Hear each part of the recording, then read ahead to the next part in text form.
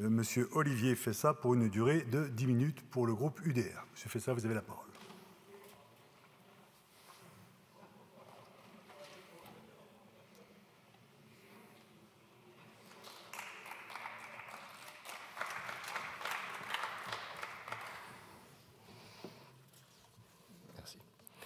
Merci, Monsieur le Président, Monsieur le Ministre, chers collègues. Le vieillissement de la population française constitue l'un des défis majeurs des décennies à venir. Avec plus de 21% de la population âgée de 65 ans ou plus en 2023 et une augmentation constante de l'espérance de vie, notre pays se trouve confronté à une situation sans précédent. Ce défi démographique pose des questions fondamentales.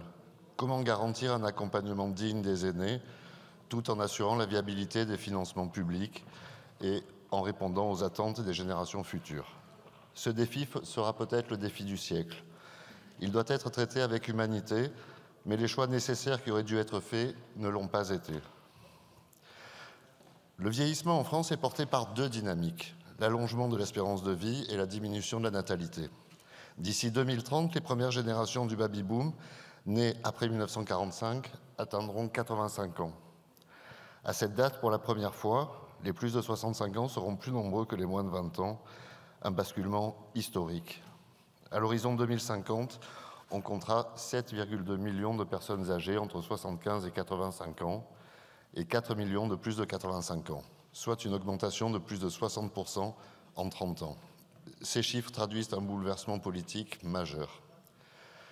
Ce vieillissement s'accompagne d'une augmentation des limitations fonctionnelles et des maladies chroniques. En 2023, 7 millions de seniors déclaraient des limitations fonctionnelles et 1,3 million de personnes bénéficiaient de l'allocation personnalisée d'autonomie, l'APA, une allocation destinée aux personnes en perte d'autonomie. Par ailleurs, la prévalence des maladies neurodégénératives, telles qu'Alzheimer, 1 million de cas en 2022, accentue les besoins en accompagnement médical et social. La dépendance représente un coût important pour les finances publiques. En 2017, les dépenses de prise en charge de la perte d'autonomie atteignaient 23 milliards d'euros, financés à parts égales par la sécurité sociale et les départements. On estime que des financements supplémentaires de 9 à 10 milliards d'euros seront nécessaires d'ici 2030, un défi budgétaire colossal. Qu'en sera-t-il pour 2040 ? Comment comptez-vous, avec une sécurité sociale encore largement déficitaire, faire face à ces nouveaux besoins de financement ? Les établissements d'hébergement pour personnes âgées dépendantes, les EHPAD, sont essentiels dans la prise en charge des aînés en perte d'autonomie. Cependant, ils font face à plusieurs défis majeurs. D'une part, un manque de place. En 2023, les 7 333 EHPAD proposaient 596 763 lits, soit moins d'une place pour 10 personnes âgées de plus de 75 ans. Cette insuffisance est accentuée par une inégalité territoriale marquée. À Paris, 4 places sont disponibles pour 100 personnes de plus de 75 ans, contre 16 en Lozère. D'autre part, une image dégradée. Les scandales récents, notamment l'affaire Orpea, dénoncée par le livre Les Fossoyeurs de Victor Castanet, ont jeté une ombre sur ces établissements privés, perçus parfois comme des lieux de maltraitance ou de profit financier, au détriment de la qualité des soins. Enfin, des coûts parfois prohibitifs. Le tarif médian en EHPAD s'élève à 2 043 € par mois, créant un reste à charge moyen de 1 587 € par résident, difficilement supportable pour de nombreuses familles. Face à des EHPAD publics en grande difficulté, quelle sera l'action du gouvernement ? La politique du maintien à domicile est largement plébiscitée, tant par les pouvoirs publics que par les familles, mais elle reste confrontée à plusieurs limites. Tout d'abord, des services insuffisants. En 2020, seulement 16 814 places étaient disponibles en services de soins infirmiers à domicile, les SIAD, et services polyvalents d'aide et de soins à domicile, SPASAD, un chiffre très insuffisant pour répondre à une demande croissante. Ensuite, une pénurie de personnel.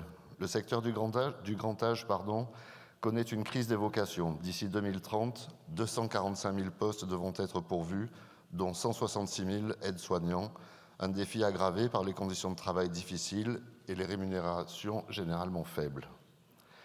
La très forte progression du nombre de personnes âgées dépendantes à partir de 2030 ne permet aucun doute. Les EHPAD continueront de constituer l'offre centrale. Les résidences autonomie et l'habitat inclusif représentent des alternatives intéressantes, mais elles restent marginales. Ces solutions nécessitent un soutien accru pour offrir une réponse crédible aux besoins des personnes âgées modérément dépendantes. En conclusion, au sein du triptyque soins, sanitaires, hébergement, quel équilibre entendez-vous trouver? Chaque solution et modulation peut s'entendre, mais correspondra à une architecture de prise en charge, de remboursement et d'adaptation locale. Ainsi, les résidences médicalisées font de la prévention. Un jour à l'hôpital coûte à l'assurance maladie le même prix que 2 mois en résidence médicalisée. À l'inverse, certaines solutions d'hébergement pourraient être proposées selon des tarifs plus ou moins libres en fonction des moyens des familles, le tout en s'assurant d'une offre accessible sur tout le territoire. La prise en charge des personnes âgées repose sur une gouvernance complexe et morcelée.